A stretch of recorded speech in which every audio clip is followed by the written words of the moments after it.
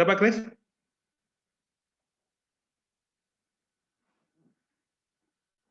Sudah bisa dimulai Pak Krisna? Baik. Oh, recording.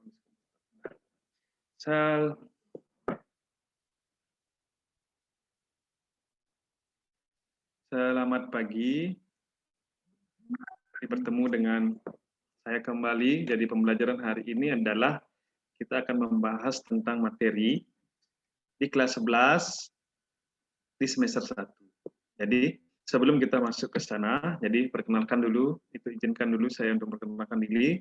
Jadi nama saya adalah Ardiana yang saat ini menjadi pengajar di SMA Negeri 2 Ambapura. Nah, adapun media yang akan saya terangkan hari ini adalah tentang dampak pembakaran senyawa karbon. Harapannya, jadi melalui video ini, jadi saya besar harapannya membantu siswa untuk memahami tentang pembakaran dampak senyawa karbon. Karena saya melihat dan memperhatikan bahwa masih banyak siswa saya yang belum memahami tentang materi kimia pada khususnya. Jika hanya melihat video pembelajaran yang saya sharekan. Nah, besar harapan saya melalui video yang akan saya tayangkan dan kemudian juga saya terangkan, membantu siswa saya memahami tentang materi kimia ini, ya khususnya tentang materi dampak pembakaran senyawa karbon, sehingga pembelajaran kimia menjadi menyenangkan.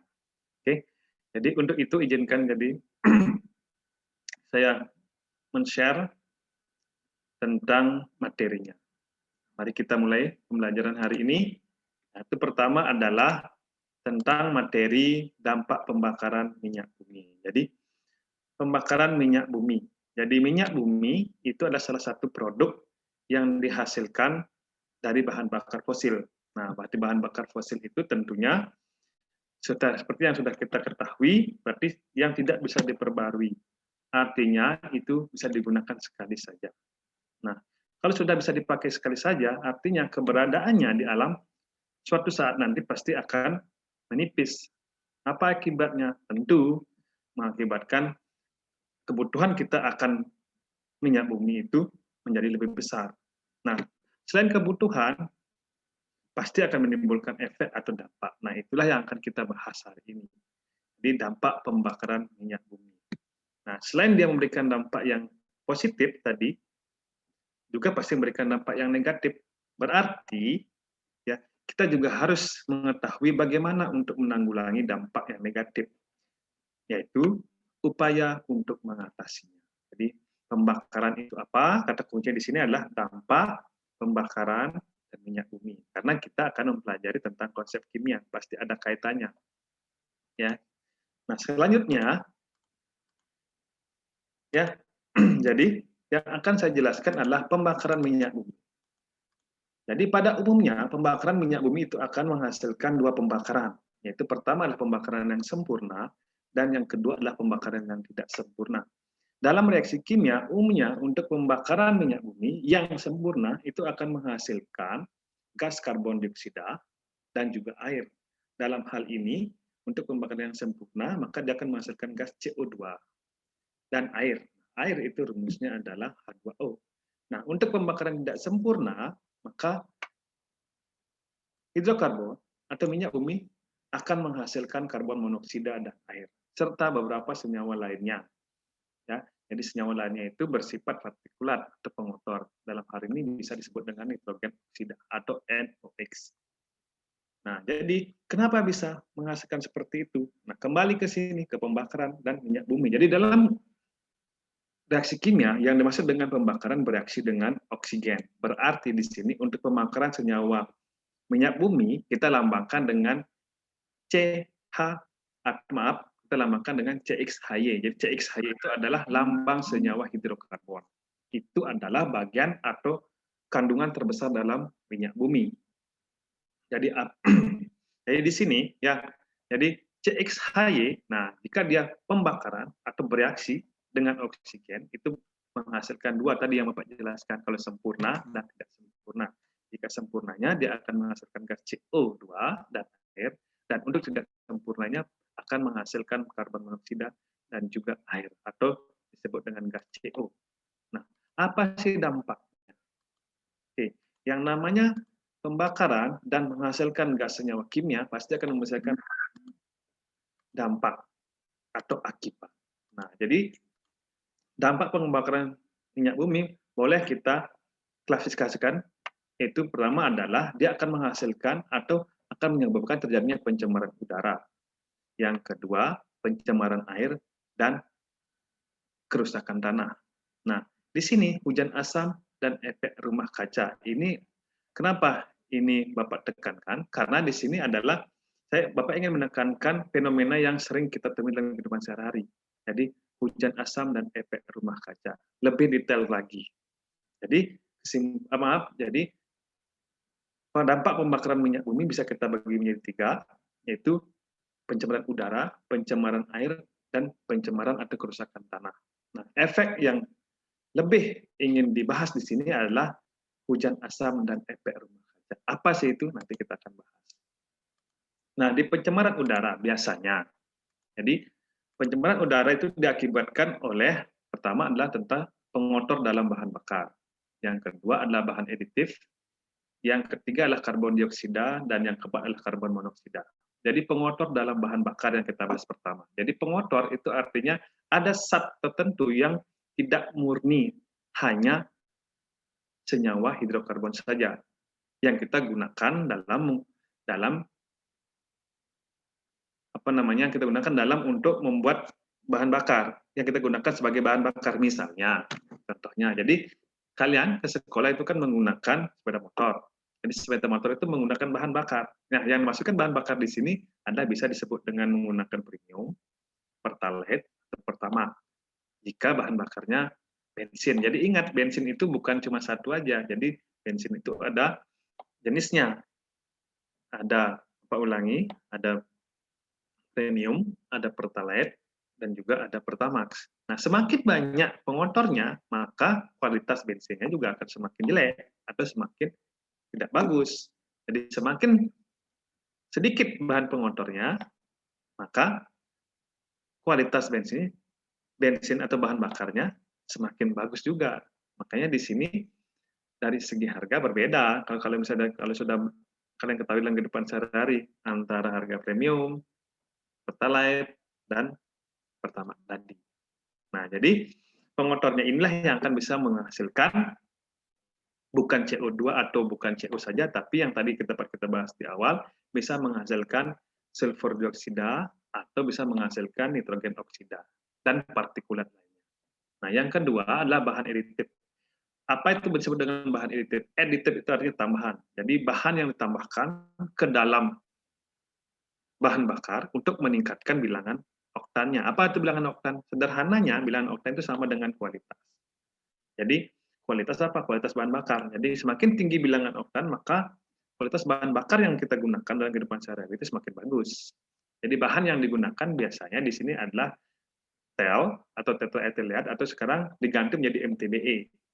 Jadi, itu gunanya adalah untuk meningkatkan bilangan oktan yang berfungsi untuk menaikkan kualitas bahan bakar yang kita gunakan dalam sehari-hari.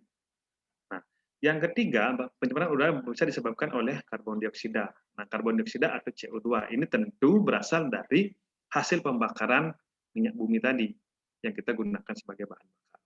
Nah, yang keempat adalah karbon monoksida atau gas CO. Jadi, keempat poin ini bisa menyebabkan terjadinya pencemaran udara. Nah, kemudian apa sih hubungannya dengan hujan asam? Nah, di sini sedikit diterangkan. Jadi, pencemaran udara bisa disebabkan oleh gas-gas yang tadi. Maka efek yang dapat diberikan ke lingkungan adalah dapat menyebabkan terjadinya hujan asam. Apa itu hujan asam? Jadi, di sini untuk hujan asam, ya itu bisa disebabkan oleh gas-gas. Gas yang dihasilkan dari pembakaran minyak bumi yang sudah dapat Bapak terangkan tadi. Yang pertama bisa dihasilkan oleh ini, gas CO2 dan CO, kemudian gas SO2, dan gas NO. Nah, dari mana datangnya? Dari mana asalnya? Jadi kalau gas CO2 dan gas CE itu berasal dari pembakaran, polusi kendaraan bermotor. Nah, kalau gas SO2 berasal dari pembakaran belerang. Kemudian gas NOx itu berasal dari mana? Berasal dari pembakaran bahan bakar fosil. Nah, tiga gas ini, jika dia bereaksi dengan uap air, itu akan menghasilkan senyawa kimia yang berbeda. Misalnya, gas CO2 atau gas CO, dia akan terbang ke udara kan, karena dia bersifat gas. Nah, setelah dia mencemari udara, maka gas CO dan gas CO2 ini bisa bereaksi dengan uap air menghasilkan asam karbonat, atau rumus kimianya adalah H2CO3. Kemudian gas SO2 atau gas H2S, ya, ke udara, jika dia juga bisa bereaksi dengan uap air, akan menghasilkan asam sulfat. Dan yang terakhir, kalau gas NOx atau nitrogen oksida di udara, ya, dia juga bisa akan bereaksi dengan uap air menghasilkan asam nitrat. Nah, ketiga senyawa yang dibentuk oleh gas-gas sebagai penyebab hujan asam ini, itulah yang akan menyebabkan terjadinya hujan asam. Apakah itu asam sulfat, asam nitrat, atau asam HCl. Berarti hujan asam itu dari mana asalnya? Dari senyawa-senyawa yang dihasilkan oleh gas-gas dari hasil pembakaran. Ya, jadi alurnya, ya, jadi alurnya hujan asam itu apa? Sederhananya, jadi hujan asam itu adalah hujan yang mengandung asam-asam yang dihasilkan atau senyawa asam yang dihasilkan dari pembakaran gas. Ya, bisa SO2, bisa NO2 atau gas yang lainnya, atau gas NO. Dia turun ke tanah, ya. Jadi turun hujannya, ya, turun ke tanah. Nah, kalau dia apa masalahnya? Nah, hujan asam kalau umumnya ya yang normal itu kan pH-nya sekitar 5,6 atau 5,5. Nah, hujan asam ini akibat adanya senyawa kimia yang terlalu dalamnya itu bisa menyebabkan pH-nya di bawah 5,5 atau 5,6 tadi. Sehingga itu akan mempengaruhi atau menyebabkan kerusakan yang sangat fatal, ya, baik untuk tanaman dan juga untuk tanah, apalagi untuk manusia sendiri. Nah, kalau tahu bahwa asam itu sangat bersifat korosif, ya, jadi artinya asam itu dapat menyebabkan terjadinya kerusakan. Jadi saya ulangi sekali, sederhananya pemikirannya adalah bahwa apa itu hujan asam? Berarti hujan asam adalah hujan yang memiliki pH di bawah 5,6. Artinya hujan asam itu dapat menyebabkan terjadinya kerusakan. Baik kerusakan tanaman, baik kerusakan tanah, ya, atau dan juga menyebabkan terjadinya kerusakan pada kesehatan manusia akibat adanya pH yang ditimbulkan oleh asam sulfat, asam nitrat, atau asam yang lainnya di bawah normal. Jadi tentu saja semua metabolisme atau mikroorganisme itu akan terpengaruh atau menjadi rusak akibat hujan asam. Nah, itu kalau disebut dengan hujan asam. Nah, yang kedua, jadi pencemaran udara untuk lingkungan itu efeknya yang paling ngetren sekarang ini kan disebut dengan efek rumah kaca. Nah, apa itu efek rumah kaca? Jadi efek rumah kaca. Jadi bukan semua rumah yang berkaca itu memberikan efek tidak baik, tidak. Jadi efek rumah kaca itu adalah sebuah istilah. Nah, kalau efek rumah kaca itu ditimbulkan oleh gas apa? Umumnya, jadi efek rumah kaca itu ditimbulkan oleh adanya kandungan gas CO2 yang sangat berlebih di atmosfer. Berarti apa efek rumah kaca itu? Nah, kalau boleh Bapak terangkan lebih sederhana. Jadi, efek rumah kaca itu artinya adalah efek yang ditimbulkan oleh gas CO2 yang dihasilkan, ya, dari pembakaran yang digunakan oleh umat manusia di bumi, ya, yang menyebabkan terjadinya pemanasan global. Nah, sekarang Pak pelan-pelan menerangkan. Jadi, bagaimana sih Pak? Apa hubungannya matahari dan semuanya di sini? Nah, jadi matahari itu kan menghasilkan cahaya. Nah, cahaya ini diperlukan oleh mikroorganisme, oleh tanaman juga di bumi. Jadi semua yang ada di bumi ini memerlukan sinar sebenarnya. Artinya, panas bumi ini diperlukan oleh semua makhluk hidup yang ada di bumi untuk melakukan mikroorganisme, untuk melakukan yang disebut dengan, kalau misalnya tanaman, dia akan melakukan fotosintesis. Jadi fotosintesis artinya apa? Jadi tanaman itu akan menghasilkan oksigen. Nah, panas yang diperlukan itu panas yang normal.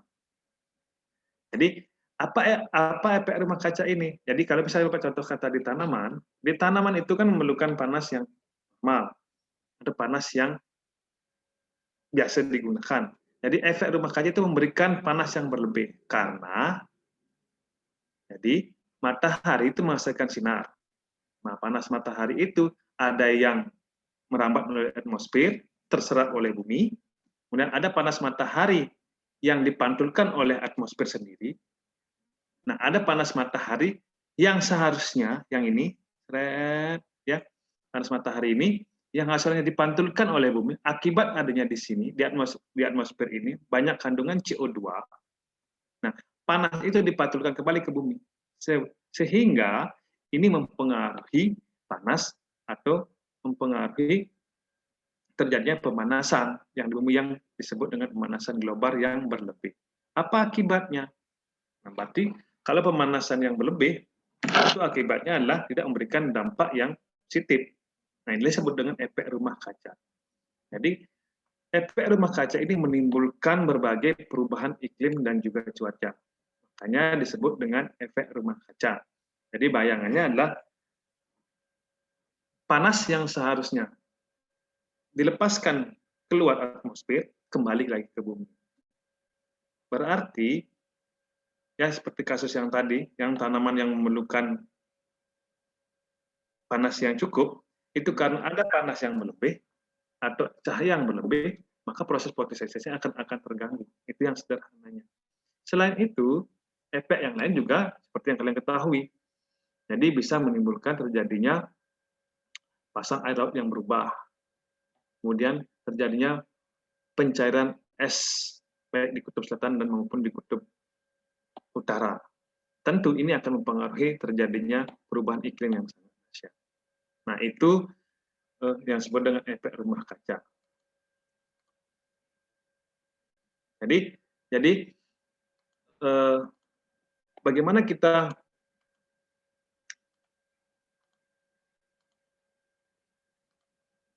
mengatasinya?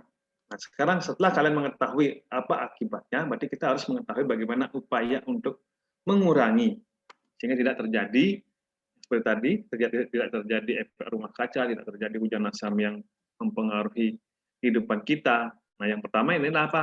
Upayanya tentu saja pertama adalah untuk kalian bisa mengurangi penggunaan bahan bakar fosil atau mengurangi penggunaan bahan bakar batu bara dengan sumber energi alternatif yang lain. Bisa menggunakan energi listrik, misalnya kalau kendaraan, kalau sepeda motor, ya bisa menggunakan tenaga listrik. Jadi tenaga listrik itu kan bisa dicas ulang.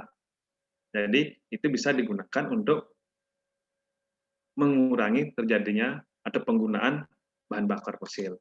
Yang kedua adalah membatasi penggunaan kendaraan bermotor.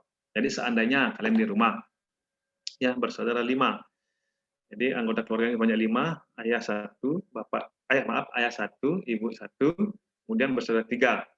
Nah, jadi kelimanya ini kan membawa motor sendiri, bisa dikurangi. Artinya sederhana. Artinya kalau misalnya kalian keluar dengan saudaranya, bisa gandengan. Berarti harusnya kita membawa 5 kan bisa 3 sepeda motor yang keluar. Nah, itu kalau menurut Bapak pribadi, itu bisa digunakan untuk menguranginya.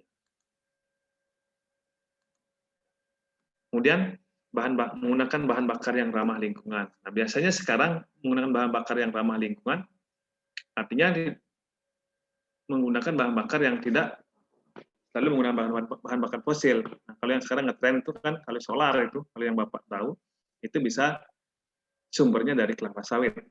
Nah, mudah-mudahan itu bisa terrealisasi sehingga salah satu alternatif untuk mengurangi penggunaan bahan bakar fosil. Kemudian melakukan uji emisi bagi kendaraan serta membersihkan gas sisa pembakaran bahan bakar minyak pada kendaraan bermotor dengan menggunakan komputer katalitik. Nah, kalau uji emisi ini sudah jelas ya, sudah dilakukan oleh pemerintah kita kalau misalnya yang Bapak tahu, kalau uji emisi ini kalau dalam kehidupan sehari-hari itu disebut dengan uji KIR. Mudah-mudahan kalian pernah mendengar istilah uji KIR. Jadi uji KIR itu adalah uji yang digunakan untuk kelayakan kendaraan. Dalam hari ini umumnya ada digunakan untuk kendaraan yang truk, kendaraan kemudian untuk pick up dan sebagainya. Jadi itu rutin dilakukan. Nah, dan yang selanjutnya adalah upayanya adalah memusatkan. Jadi memusatkan kawasan industri. Ya, jadi memusatkan kawasan industri artinya dijauhkan dari pemukiman. Nah, itu tujuannya adalah untuk mengurangi daripada pengaruh gas yang dihasilkan dari asap pabrik. Tentu kalau asap pabrik pasti dia banyak dan itu akan mempengaruhi kesehatan daripada masyarakat. Nah, yang paling penting adalah kita tetap melaksanakan terjadinya reboisasi. Nah, ini yang paling penting. Jadi, Bapak harapkan kalian di rumah, ya secara sederhana aja, jadi semakin banyak tanaman di rumahnya, nah mudah-mudahan itu mengurangi terjadinya dampak pembakaran. Terutama gas yang dihasilkan adalah gas CO2 atau maupun gas C. Nah, itu pemaparan sedikit tentang materi yang kita bahas hari ini. Jadi kalau boleh saya Bapak simpulkan, jadi materi yang kita bahas sekarang adalah mengenai gas yang dihasilkan dari pembakaran minyak bumi. Jadi pembakaran minyak bumi yang dihasilkan ada dua, pembakaran yang sempurna dan pembakaran tidak sempurna. Jika dia pembakaran sempurna akan menghasilkan gas CO2, jika pembakarannya tidak sempurna itu akan menghasilkan gas karbon monoksida. Nah, apa efeknya? Apa dampaknya? Jadi dampaknya bisa menghasilkan dampak terhadap udara, air, ya maupun tanah. Nah, lebih lanjut untuk di pencemaran udara itu akan bisa menghasilkan atau mengakibatkan terjadinya dampak yang negatif terhadap lingkungan, yaitu bisa menyebabkan terjadinya efek rumah kaca dan bisa menyebabkan terjadinya hujan asam. Nah, kemudian upayanya apa? Jadi upaya yang dapat dilakukan adalah pertama adalah ya jadi mengurangi bahan bakar fosil sebagai bahan bakar untuk kendaraan. Yang kedua, ya jadi mengurangi penggunaan kendaraan bermotor. Yang ketiga, itu jadi upaya yang bisa dilakukan adalah melakukan uji emisi secara berkala. Dan yang terakhir, yang paling penting adalah tetap menjaga tanaman ya dalam lingkungan sehari-hari atau bila perlu tetap melakukan reboisasi. Oke, jadi itu kesimpulan yang bisa kita ambil dalam pembelajaran hari ini. Mudah-mudahan melalui video yang Bapak tayangkan di sini bisa membantu kalian untuk memahami tentang materi dampak pembakaran senyawa karbon.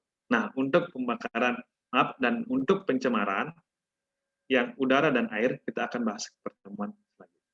Terima kasih.